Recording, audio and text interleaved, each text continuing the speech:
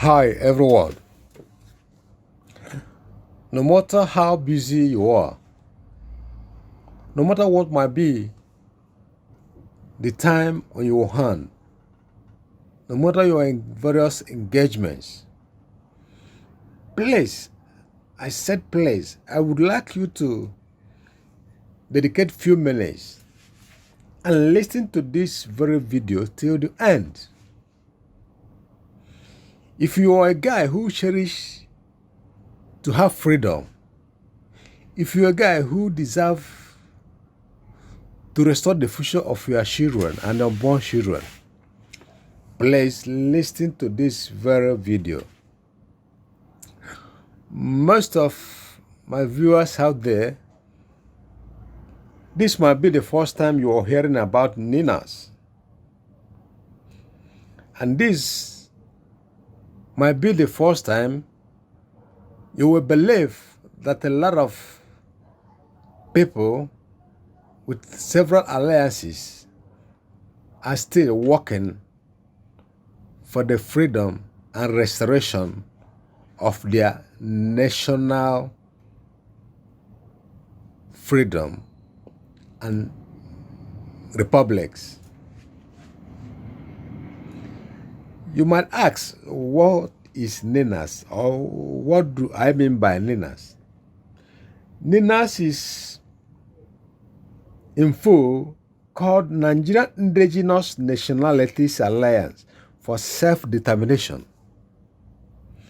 It comprises an alliance of freedom fighters from the West, Yorubas, from the Middle Belt, from South East and South South. Some people or some of them call it Lower Niger Congress.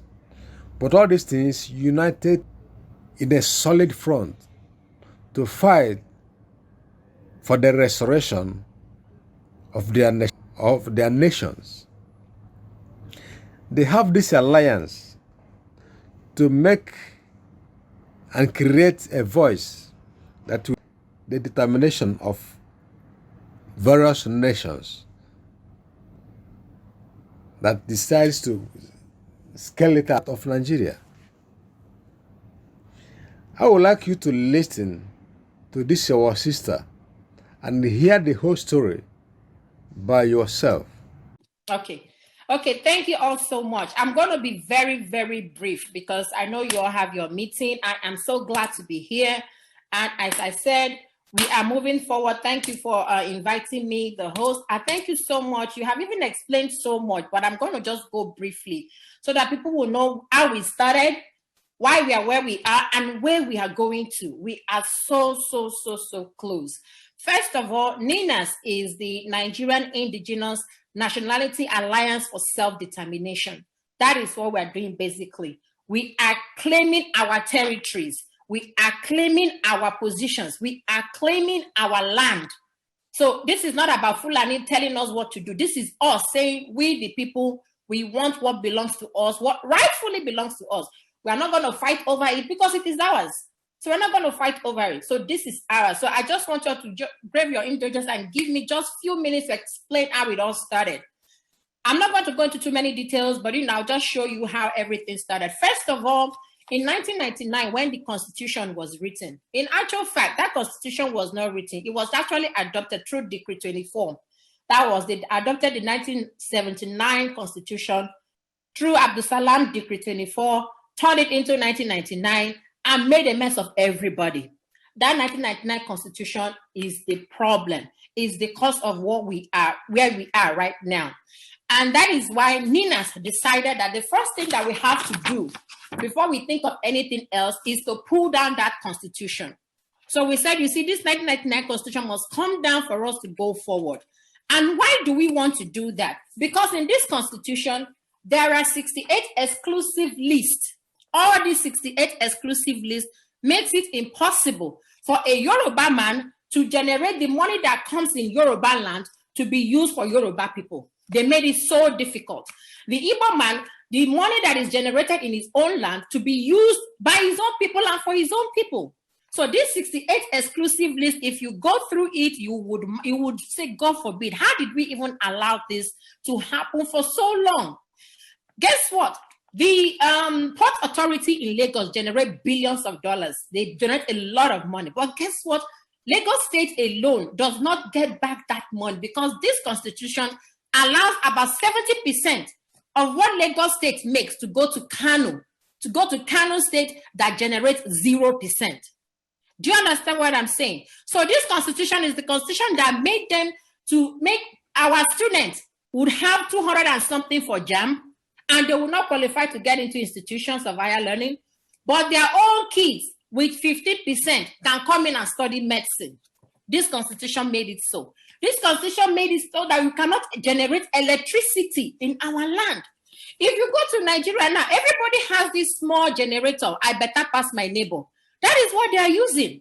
And here in America, we have like 24 hours. All you need to do is to pay your bills. Is that not it? That constitution made it so. So if you go and open the constitution, you see all these 68 exclusive items on the list. And that is why we say we are no longer doing. You have to pull it down for anything positive to happen. Then, even before we went there, the Nigerians, the contraption, I call it contraption because that is what it is. I call it a contraption because the fulanis, they have already moved on with their Sharia. You understand? They did this in sometime in 2000. They moved on with their Sharia and decided that we here, we can decide to do whatever we want, but it has to come through their own power. So they have moved on with these 12 states that you see right now. Before, the Middle Belt used to be part of the North. But the Middle Belt found out that we cannot continue in this manner. That is why they pulled out from the North. So these 12 states has already agreed to move on with their Sharia states. And that is why when they say we are succeeding, we want them to know that we are not succeeding. No. We are actually asking for what belongs to us. Our own self-determination, that is what we are seeking.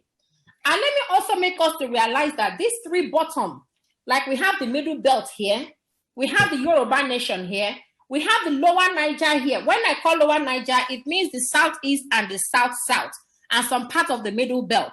So all of us, we have created an alliance. We have created a stronghold against the Fulani Caliphate. So we are already together. We are doing this together. That is why it's easy. Had it been the Middle Belt wanted to go on their own, these people on this side will crush them. Had it been we the Biafrans, we tried to go on our own one time. You see what happened in 67. We were crushed. Had it been the Yorubas wanted to go on their own, they would be crushed. So that is why we decided to create an alliance first before we decide to go. So that has happened. Then in 2007, the template that the NINAS is using is this UNDRIP, United Nations Declaration of the Rights of the Indigenous Peoples. Because people are asking the question, hey, how do you think this thing would work? How do you think this thing would work? Fulani will not agree. They were just making so much noise. And we're telling them that there is a template. There is a template, and you won't believe it. One of the people that helped to see this template go through was Professor Wole Soyinka. It was one of those that allowed this template to go through in 2007. He helped us to get this thing to go through. The first guy that tried it during Second World War, they killed him because they said, if Africans understand that they can have self-determination, how do we go and steal from them? So it was the help of Wole Soyinka and some other chaps that made this possible in 2007. I think the secretary there was Kofi Annan. So because it was a friend to Soyinka and so on and so forth, they met together and said, hey, man, you got to help us. You got to help us. So in 2007, this thing came out and it has about 46 articles. It's from these 46 articles that NINAS is working from. So if anybody tells, Fulani no go agree, Fulani, no. Fulani go agree because we and Fulanis, we are not the same. We are not the same. So if you go through all these 46 articles, it's talking about the indigenous peoples in their indigenous spaces. Like the Ijaw man would be in his Ijaw territory, the Igbo man would be in his Igbo territory, the Yoruba man would be in his Yoruba territory. So nobody would encroach on your territory unless you decide to agree. So with that being said, now let me give you the last, or let me give you the trend, the real template that was mapped out. These are the 16 steps that have been mapped out since 1999 when this project started. It started in 1999. And so far, we are at the 50. This is where we are right now. From here to this is where we are. And this is the last phase. We are on number 15, where we are, because we have done the constitutional force majeure. We did that in December 16th, of which I am a signatory. So we have done that. This is the last phase of where we are, right? We are on the 15th. We are moving to the 15th, and we will now get to the 16th, and that will be the end. And when my brother was saying, we are so close, that's the truth. We are really, really close. So we are going to finish from here and go down to this last part of the entire phase. It has taken 21 years in making. You understand? And why we decided to go through this platform or go through this pathway is because we don't want any war. War will not benefit us.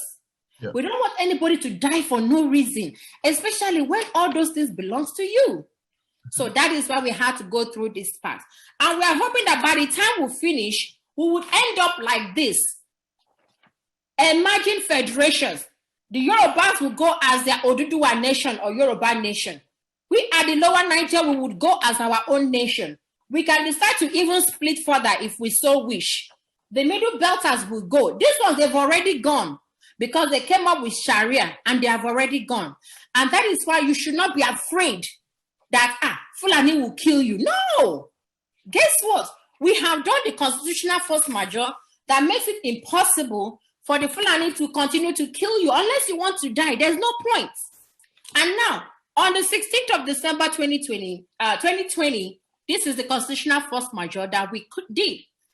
We did this constitutional force majeure expressing our grievances to the nation. We're like, you know what? We can no longer do this. We can no longer be a part of this. We are no longer interested in becoming one. You have to answer the 5 demands. And these 5 demands were presented to the government. They gave the presidency 90 days to come around the 5 demands of the constitutional force majeure. The 90 days have come and gone.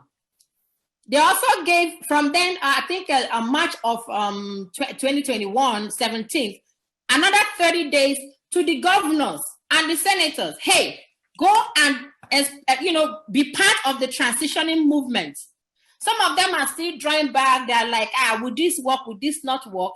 They are still, Baba, go slow. They don't want to move fast. And we're like, okay, don't worry. You just have to do what we needed to be done. But right now, starting from the 17th of April, we have given our people 120 days. 120 days is the power people. That's what it's called. Is the activation of the power people or power to the people. It has been activated already. And what do we need to do in that 120 days? As my brother rightly said, they have been campaigning on a weekly basis. There was an Ibadan campaign. There was an Oshobo campaign. Was it today or yesterday? Yeah.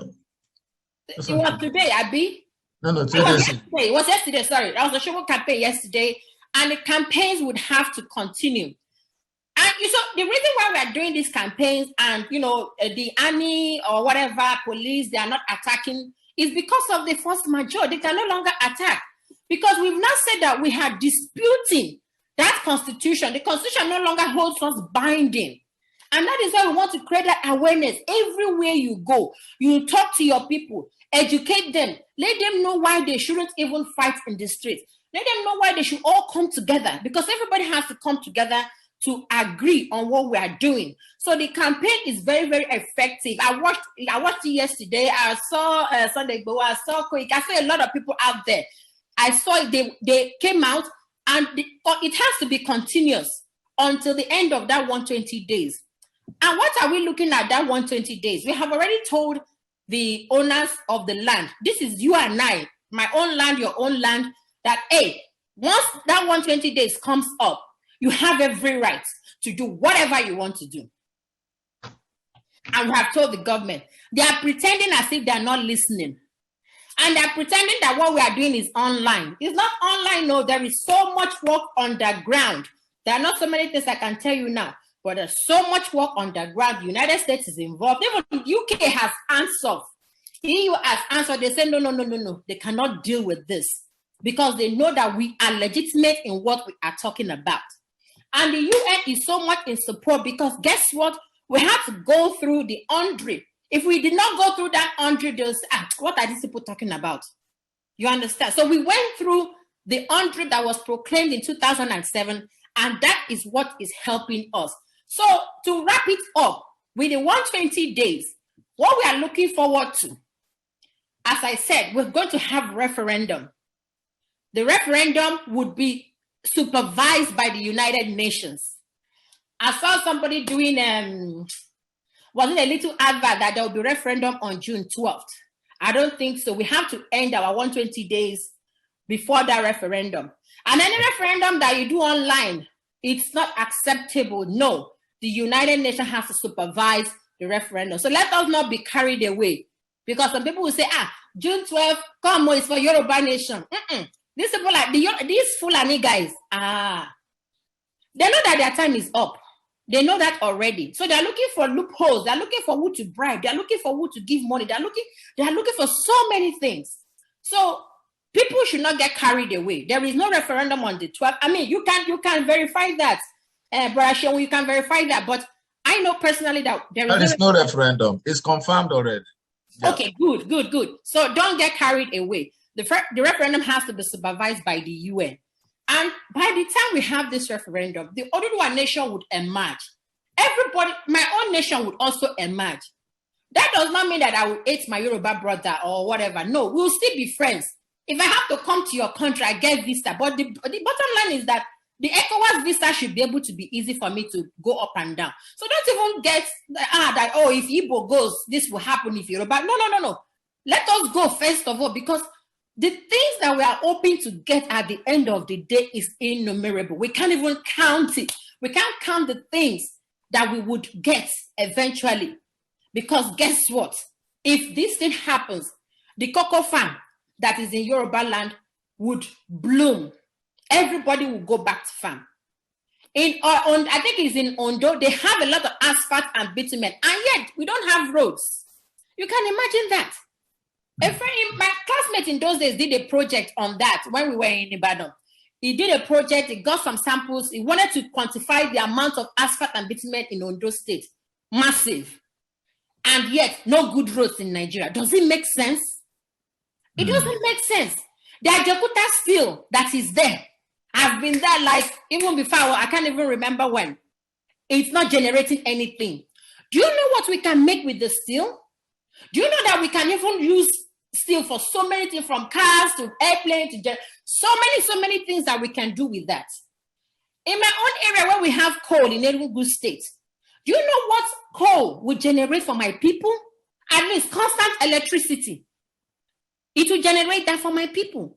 So let us not be, carried away that, if Yoruba goes, what will happen? People? No. Let us go first of all. What will happen will happen. We'll still be friends. And we'll be able to manage our resources by ourselves. Friend, and we will be able to manage our resources for ourselves, for our children, even for our unborn generation. And guess what?